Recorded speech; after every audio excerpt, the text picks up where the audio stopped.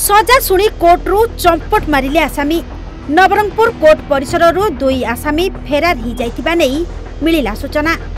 गत 31 जनवरी 2024 मसीहारे एटीएम लूट घटना रे जड़ित अभियुक्तंकु सीजेएम राय देबा परे बेल रे आसी कोर्ट रे हाजर होइथिबा दुई आसामी कोर्टरू हेले फेरार।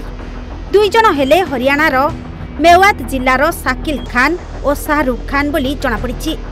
गत 2023 जनवरी 31 तारिख रे नवरंगपुर सहर ब्लॉक ऑफिस कार्यालय निकट रे थिबा एटीएम रु लूट घटना रे जड़ित 5 अभियुक्तों मध्यरु जेल रे थिबा 3 अभियुक्तों समेत बेल रे थिबा 2 अभियुक्त आज कोर्ट तरफरु चूड़ांत दंडादेश सुनाइबा पई कोर्ट को आसीथिले।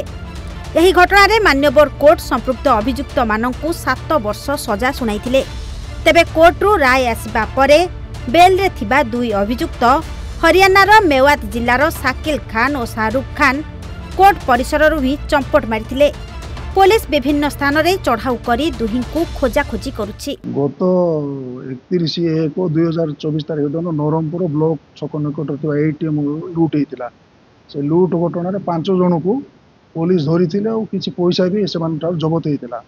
ये मोकदमार विचार करी 25 जन साक्ष्य बयान भित्ति करी वर्तमान कार्यरत विचारपति मुख्य विचारपति चीफ जुडिशियल मजिस्ट्रेट कमास्टेंट सेशन से श्रीमती सीमा त्रिपाठी 5 जन को दोषी साब्यस्त कले। नवरंगपुर नंद कुमार बिशोई रिपोर्ट, ओडिशा भास्कर।